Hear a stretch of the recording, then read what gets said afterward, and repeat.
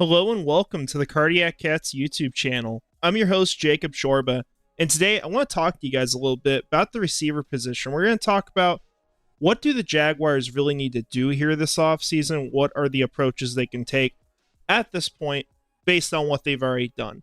Because I'm just going to be honest with you guys, looking at this receiver room, there is work to be done. Whether or not it happens this offseason or in the future, this is not the kind of receiving core that I look at and say, that's a complete unit. And so, it's going to come down really to one player, I think, at the end of the day, but it's not just about that, but it's about getting the right replacement there and setting the ceiling for that room and getting a group of players that molds together really well.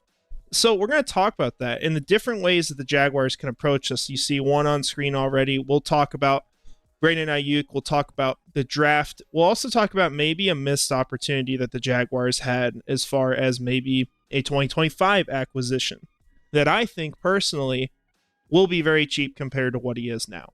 Let's jump into it. Just to explain the receiving core and kind of how I see it and how I vision it. You have your slot receiver, which is your Y. And that position for this team is very solid. It's not a position I'm really even considering changing things at least probably in the earliest 2 years. And that is worst case scenario because you have Christian Kirk still on this team for 2 more years. He's a very valuable asset and a player I think that gets another contract after his current one. He might get similar treatment, honestly, to Foye Oluokun, where the extension happens really early. So maybe next offseason, a year before his contract expires. You also got Parker Washington, who I don't think is a great starter, right? But I think he was a really good pick at 185 last year. I think he can go out and start. I think he proved that. But obviously, that's not your ideal situation for a starter, but he's a really good backup. And so I love that part of this team. Now you look on the boundaries, though, and this is where you get more question marks. The Jaguars made an investment in Gabe Davis this offseason that's going to last at least 2 years. There's no way out of it without taking, quite frankly, tons of dead cap that you don't need to take if you want out after this year. So 2 seasons is going to be when the guaranteed money comes up in the worst case scenario if you have to move on.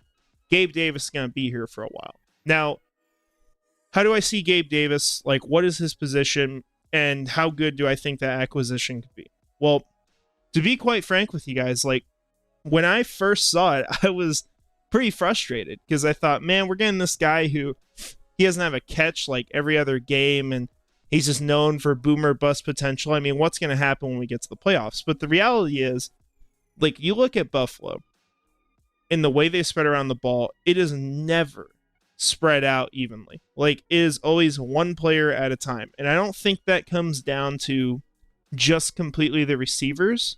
I think it comes down to, I guess, the offensive planning at the end of the day, more of a quarterback's decision or, the coaches themselves, the offensive coordinator, yada, yada. But Gabe Davis, he's 24 years old still. He's going to turn 25 here soon. He's a very young player.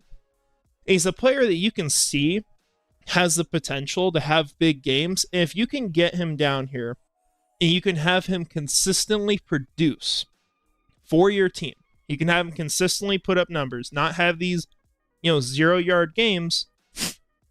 Well, he's a really good addition to this team. I think he's a really good wide receiver. Well, right now, wide receiver 2, and I think hopefully eventually is the wide receiver 3 and a really damn good one. But I think he can be that second guy. So as far as what role he plays, he's going to be the X receiver on this team. And so to differentiate what an X receiver does compared to the final one we'll talk about, which is currently Zay Jones, is the Z receiver. Your X receiver is going to be someone who's taller, someone who's going to have more of a downfield presence, someone who's going to threaten very well. He's going to be able to contest the catch, get up, and win in those situations. And so Gabe Davis, when you think about his game and what he can do, that is what he does. He is a tall, strong receiver who can make the big plays down the field. That's something that Jacksonville was missing last year. Calvin Ridley is more of a Z receiver. He was playing in more of an X role for the team, though.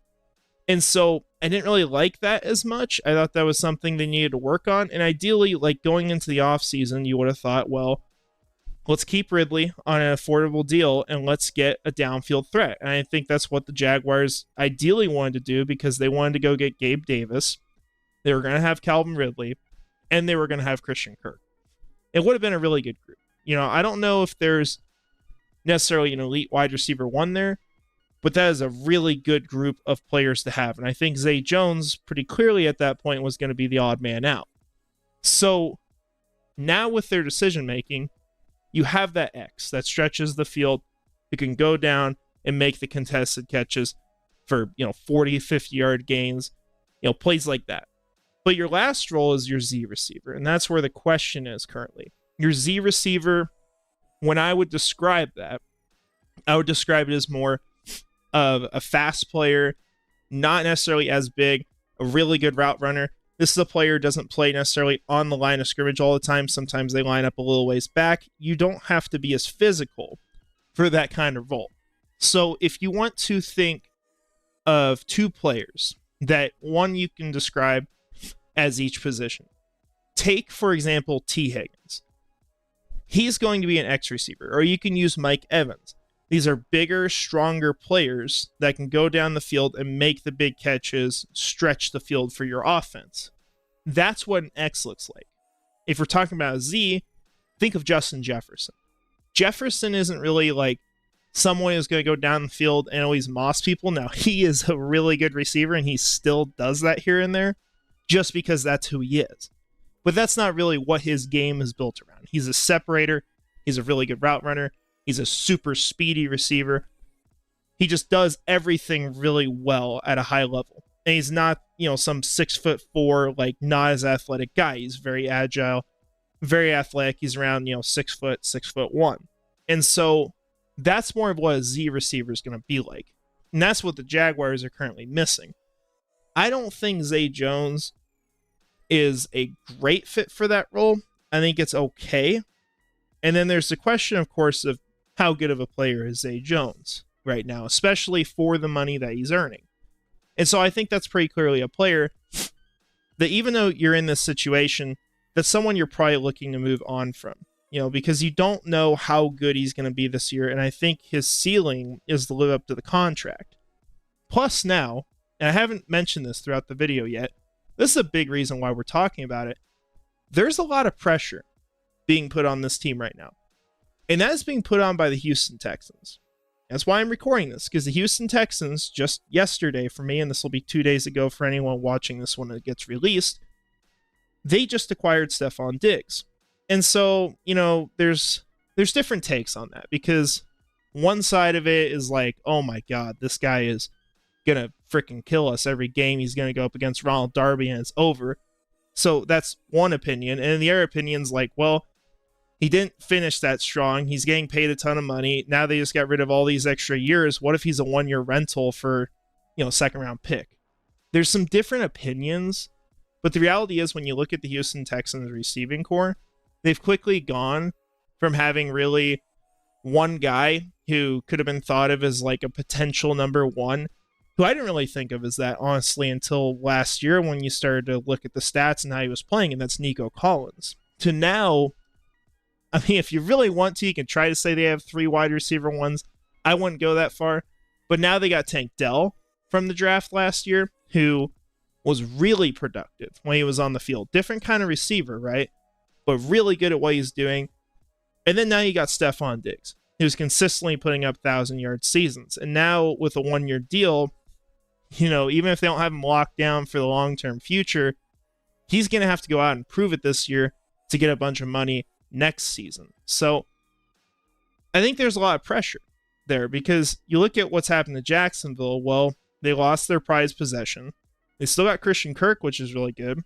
Gabe Davis is more of a guy people laugh at, I think, in the general media, but still, I would say could be a really good addition. And I'm going to give him the benefit of the doubt, because Jacksonville proved us wrong when it came to adding on Christian Kirk, for example, where people were like, you're paying him $18 million a year? That's a terrible deal. Well, Gabe Davis, for all we know, he might be a 1,000-yard receiver this year. He's come close. He just has not consistently been getting the ball throughout games. So I think that's very much possible that he gets around that mark. And he's really good. But now you don't have Calvin Ridley. And you've got this big gaping hole, and you've got a player who was injured. You got a player that is getting older, and you don't know what he's going to be. Now you don't really have that wide receiver one. You don't have that guy you can chuck it up to in situations where you just need someone to go make a play. Christian Kirk is close to that. I don't want to give him any disrespect here because, man, the guy, like, I have a hard time sometimes not calling him a wide receiver one, but I think he's one of the low-end guys when you talk about that. There's not 32 wide receiver ones in the league. If there were, Christian Kirk would be in that mix firmly. So that's kind of how I look at it. But the Jaguars, what they need to do, they actually get into the players, how they can approach this. They need to get a Z receiver. That is the ideal situation. Could they go out and get another X? Sure. Like, you can make that work, but ideally you want a lot of different ways you can stress out a defense. That's how you're going to win. You have to be able to throw more at them. So they need to be looking for the kind of player that can fill the Z role. So what's the first one that comes to mind? Well, it's an obvious one. We talked about before on the channel, actually right after Calvin Ridley got signed to Tennessee, the Jaguars reached out to the San Francisco 49ers for Brandon Aiyuk. This is a route that the Jaguars could take as far as if they want to deal with this. Now, the obvious issue with going after Brandon Aiyuk is that you immediately have to give him a contract. Unless you want to just risk the situation you were in last year for no good reason, this is what you got to do. You got to get Brandon Aiyuk to a long-term extension. You're going to be paying him at least, I think, $27 million a year. If you draft someone with the pick you give up, which is going to be number 17, by the way, or it's going to be a plethora of large picks behind that, maybe 2 firsts and a third, 2 seconds and a third, that sort of thing. You're giving up shots at players who are cost controlled, right? And so it's going to cost the team a lot of money. Right now, as far as the Jaguars spending currently, they are on track, if they don't make any major additions, to still be above what the cap provides each year. And I'll explain what I mean by this. I wish I put it up before, but I will give you guys a good look at this. This is all available on a link I have on my Twitter. It's a mock rebuild I've been doing, but it also has real life numbers. So you look at 2024 right now. You go to this APY number. This is what really matters. This is effectively what the players are being paid each year. If you are above the cap hit, as far as what your APY is, or the cap hit, let's say this, it's what the cap space allotted is, without rollover, all that. If you're above that, as far as what you're paying each year, that means you're pushing money down the road continuously. You're pushing more money down the road. If you're below it, you're catching up on the cap. Think of it like your credit card limit, okay? Your monthly payment is, in this situation, $255.4 million. So what you need to do to not run your credit card up to the limit is you need to spend $255.4 million or less. If you're spending more, you have to watch the limit because you're getting closer and closer and closer. And the Jaguars have also already pushed a ton of money down the road. I have those numbers on the right. So this is basically, you take the amount of years they have left in the contract, you take what their average earnings are per year, and you subtract that from the total amount of money going against the cap for the rest of the contract. And that's your money pushed to 2025 and beyond. Currently, the Jaguars have a whopping $109 million pushed down the road. As far as their spending per year, and keep in mind this is for the draft, because once we get to the draft, this number will go up a little bit, because a couple of those rookie contracts are not going to be veteran minimum. The APY is going to be spot on. So if you're signing Brandon Aiyuk, if you're trading for him, this year, you're paying him, I believe, $14 million. So this number is going to skyrocket. The next year, as far as your APY, and this doesn't involve pushing money down the road, right? But this is effectively what you're paying him. You're going up to like $27 million. So you have to find money to save somewhere. And you got to do that while Trevor Lawrence is getting his 5th-year option, Travis Etienne's getting his 5th-year option, Andre Sisco, Tyson Campbell are up for extensions. There's a lot of things that you have to account for that may look okay now. Once you factor in those numbers, it's a different story. So is Brandon Aiyuk, just not counting money, worth the first-round pick? Absolutely he is. There's no doubt about that. But when you're paying Brandon Aiyuk, you have to make a plan to be able to sustain that for the long-term future. And the Jaguars have to do this at the same time as preparing to pay their quarterback, like 50 to 55 million a year we're looking at? And that's modest estimates, okay? It could be higher than that. So is Brandon Aiyuk my top option? Ideally, it's not. So we got to talk about what else there is, right? You got T. Higgins. You can throw him out there. The problem with T. Higgins is, I think, as far as him being a potential addition, that is a next year thing. And that's good. And I will explain why I think that is good. T. Higgins got franchise tag this year, right? The second year you franchise tag a player, the price goes up 20%. T. Higgins franchise tag in 2025 is going to be over $26 million a year. Now that it's over $26 million a year next season, that's a lot more than what the Cincinnati Bengals are going to be willing to spend on him each year. Right now, they can afford this for a year because it's only $22 million. He's worth that number to them, but they don't want to pay that long term because now Joe Burrow's new contract is going to kick in. Jamar Chase is going to be getting one. That's a problem.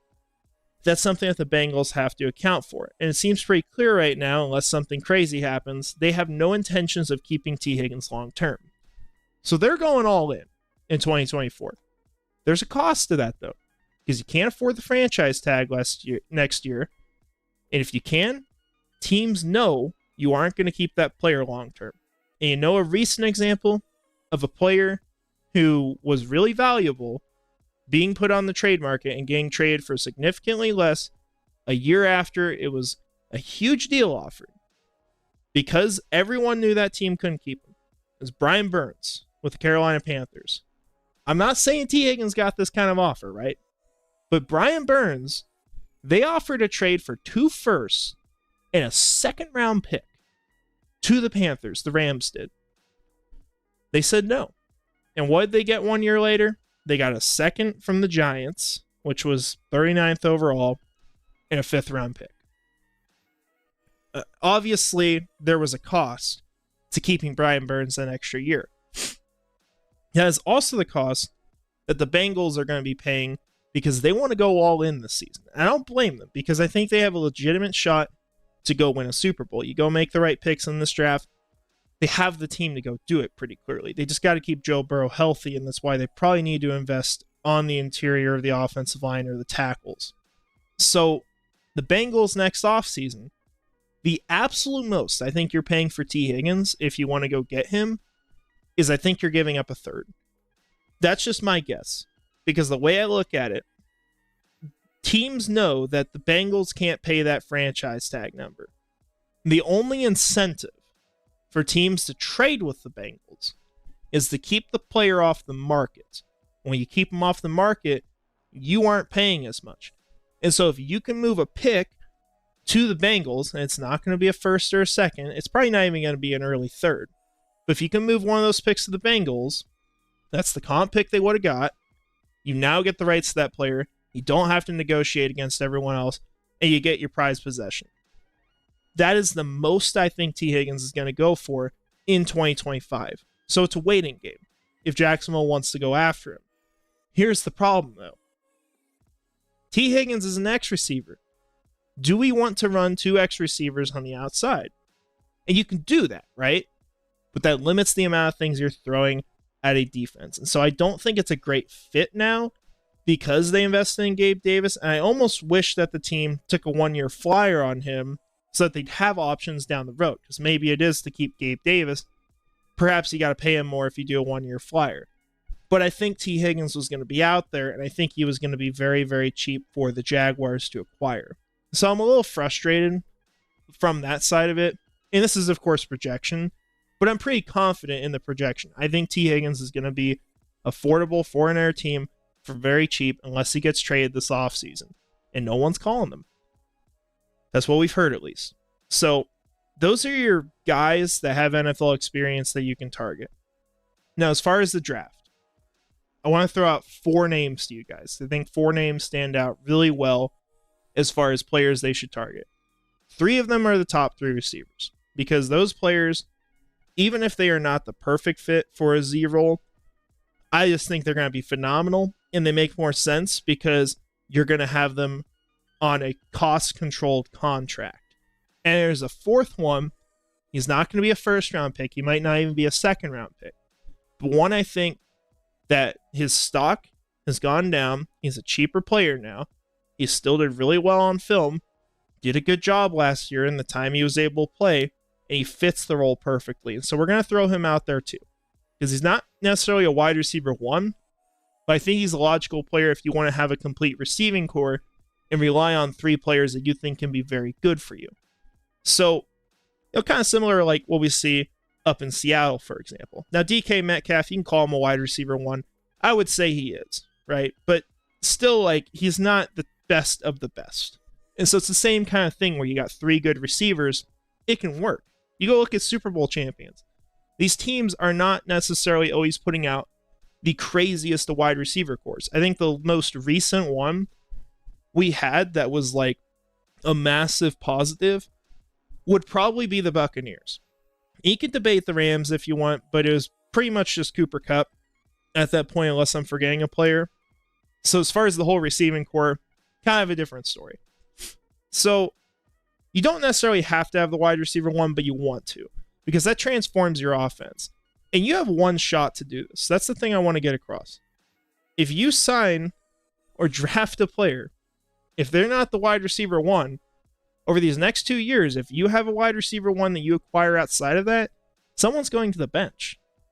Then you're wasting a contract or you're wasting an early pick. So it's kind of the issue. I mean, they've laid their eggs in the baskets, and that's where they're going to be for the next 2 years at least, because Christian Kirk, you're not going to cut him before the end of his contract. And Gabe Davis has 2 years guaranteed. Zay Jones is the one who has no guarantees right now. So, talking about the players that you can trade up for. The 3 players that you're looking at doing it for are Marvin Harrison Jr., Malik Neighbors, Rome Odunze. Starting at the top, Marvin Harrison Jr. is going to be looked at as an X receiver. But I will give him the discount on the fact that I think, even though he is an X, I think he can play basically any role you ask him to.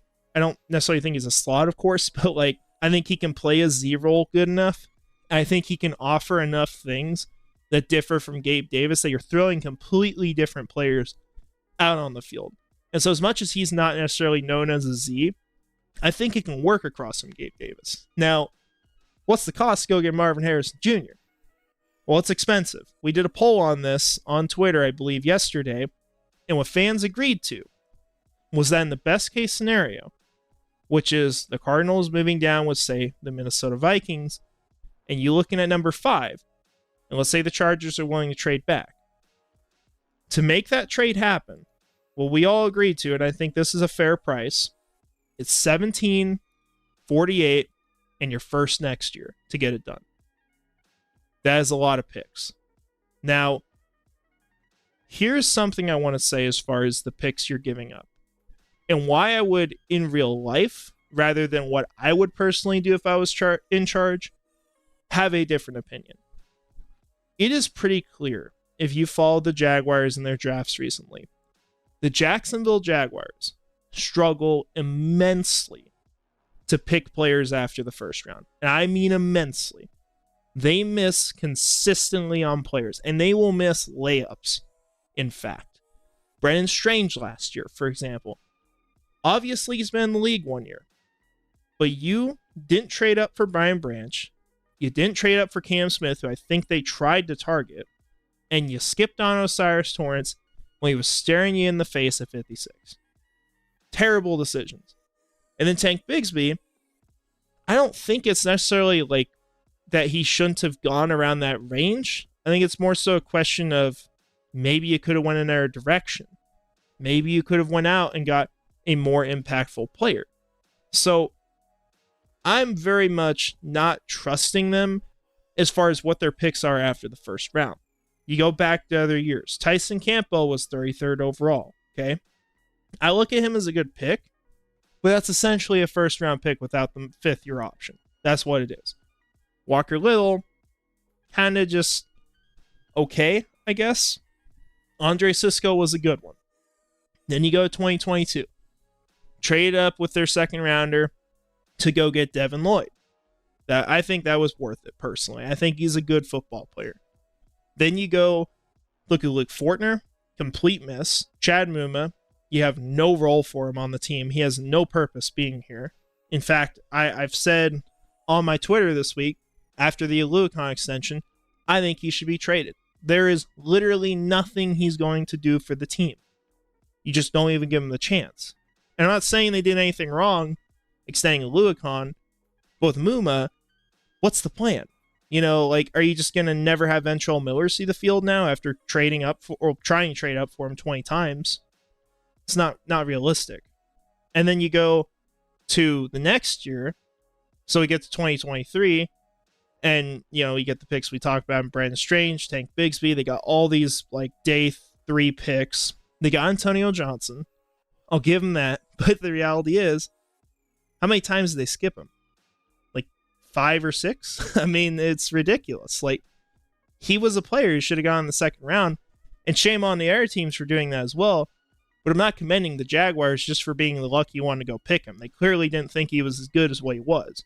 So that's a concern.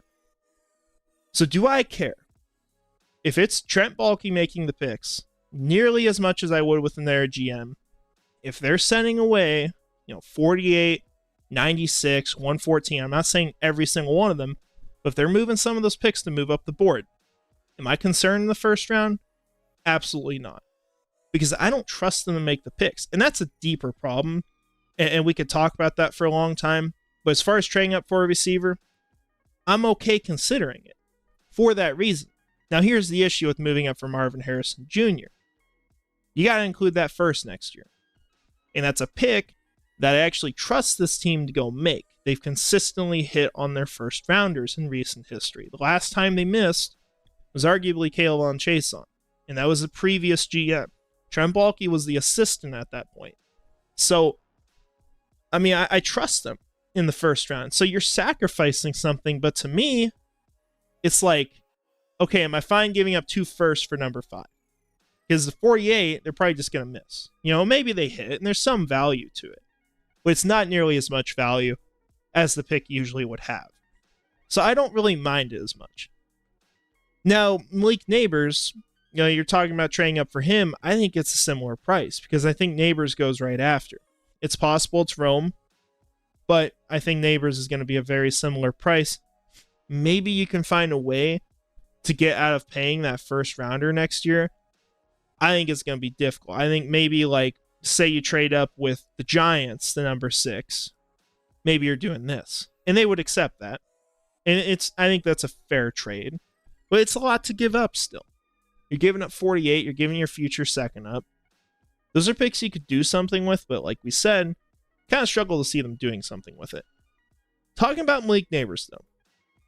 I do think out of the top 3, even though I would prefer Marvin Harrison Jr., I think Malik Neighbors is the absolute best fit for this team for what they need. And I'm happy that they are considering it, and they have actually looked into it, and they have met with him. It's at least an option in their mind. It should be. Because Malik Neighbors, when I look at the way he plays, I'm not saying he's going to be the same exact player, but my pro comp is Justin Jefferson. I feel very similar watching him as to what I did when I watched Jefferson's tape before he entered the draft. Very similar about both these players. I like Malik Neighbors a lot. He is going to be a really good Z receiver in the NFL. I do believe that. I think he's going to be a great fit. He's someone who I want to be on the Jacksonville Jaguars. It just comes down to, ultimately, what's the cost going to be? Can you do it without giving up a first-round pick in the future? So we'll have to see. Now, the more affordable one, the one that might fall down the board, is Rome Odunze.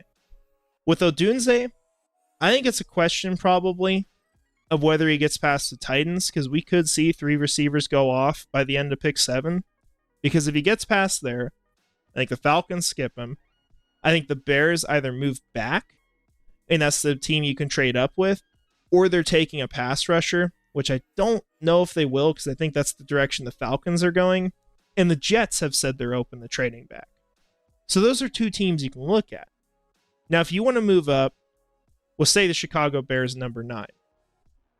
You can make that trade happen with 17 and 48. Your issue is that there's going to be other teams probably bidding on it. You're probably going to have to throw in, pick 114. You're going to have to do something else realistically to get that done. And Chicago needs more picks. You might be giving up 3 or 4 picks, even if they're a little lesser value, to get the trade done with them. Because, you see, they have 4 picks in this draft. So that might be the more realistic one as far as cost. I know it's a player they really like. But Rome Odunze is a prototypical X receiver. So I don't think he fits the Z role great. I think he can do it if you absolutely need him to. But I don't think that's where he slots in. So you kind of got a conundrum here. Because the top guy isn't a perfect fit. He's going to be super expensive. The one guy who's a perfect fit to me is still probably going to cost you an immense amount. And then you're talking about, if you want to move up for Rome, who's not a perfect fit at this point because you got Gabe Davis now, I'd still be fine with it. You're giving up, your second and probably like a 4th rounder with that to get the trade done. Those are all viable options. But there's another route the Jaguars could go. There's another player here that you could probably pick way down the board. And I will just actually go to my picks so we can at least see the players. And that's Devonta Walker. Now, we'll see where he's ranked for the NFL. But as far as where he's ranked on here, it's very similar to where we're probably going to see him going in the actual NFL draft. Devonta Walker, just to talk about him a little bit. We will soon when we do our wide receiver rankings. PFF loves him. You're going to see some great stuff about him here. But Devonta Walker is 6'2", 200-pound receiver. Measured in, I think, a little bit later at the combine, and then maybe a little shorter. That happens with all the prospects. But Walker is a super fast receiver. One of the fastest guys in this class. He fits the Z role really well there. He's also a pretty solid route runner. But he is able to threaten the defense in a lot of different ways. He's also a player that you're taking a bit of a bet on because he's never really got that full season in a big program to show what he can do. He had some issues being eligible to play early this year, but when he took the field, you can see it through his stats, put up a lot of yards. This was in 8 games played, put up about 700 yards for the Tar Heels. So, he was a really good player on the field. But the problem people have is that, well, you went and watched him at the Senior Bowl, and I watched him close, I'll be honest. He was one of my top guys that I was monitoring out there because I thought he was a realistic option for Jacksonville. He did not have a good week. He dropped a lot of passes. That was pretty much the story of the week, and I just didn't think he was super confident. But I also don't think that necessarily defines his game. And I think you can take advantage of that situation because if other teams get low on him, he gets cheaper, the price gets driven down, and then now you can bring him in for a very affordable selection. Say you move back from 48, you go pick up a future 3rd from a team. Now you go pick Devonta Walker with that pick. It'd be a really good route for the team to take. Now you got a young receiver you can develop. You got him 4 years on a rookie contract. He comes in as the 4th receiver on this team. And I say that because I count Evan Ingram. I would say pretty confidently what Ingram, Kirk, and Davis are able to do on the field is going to take pressure off of Walker. And I think for that reason, now you have 4 receivers who can be productive for you, that play very different roles, that are going to be on the field hopefully a lot for your football team, and they're young. You got 2 guys who are very young, at least in that group, and you got 2 very reliable veterans in Christian Kirk and Evan Ingram, who are going to still be around for a while on this team, I hope. So this is the route I really like. Now, I'm 100% looking into the top option. But if it was me, as far as how I would have approached it, And you guys can see how I'm doing that if you want to. You can follow my mock rebuild that I'm doing, and I'll put up a video about it after the draft this year about all the decisions I'm making. But what I would do if it was me right now, I think I'd be looking really close at this Devonta Walker pick. If I can't move up for something that's fair to go get Marvin Harrison Jr. or to get Malik Neighbors or Romo Dunze, then I'm picking Walker, not necessarily to be my wide receiver 1, and I would have looked to get T. Higgins next year for where Gabe Davis plays right now. But the Jaguars don't really have that option. They can still go get T if he, hits the market next year, which I think he will.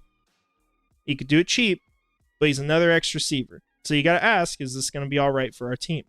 I think it can be, but I just don't think it's necessarily the ideal outcome. So those are your options here. You could also just leave it. That's the final one. You could say Zay Jones is the guy. I don't think that's a good option. Now, am I saying that you have to go out and force a pick? No. I think the board is going to fall your way at some point, and you can move around the draft to ensure you're going to get one of these guys. There's nothing wrong with doing that. So that's kind of the route I would take. I would try to position myself for a pick like Devonta Walker, get it at a discount, have a guy I know can start, should be a fine receiver, and then you're looking at getting that wide receiver 1 down the road ideally, but for this team, because they got Gabe Davis, this might be your wide receiver core for a while. Was there a problem with it? Could it be better? Sure. But I think it's still a really good one. So that's kind of how I look at this. You guys give me your thoughts. I know a lot of people are very all in, ongoing all in, and I'm right there with you. Like, if we can get Marvin Harrison Jr. for a deal that's not going to completely cripple the team, I'm all for it.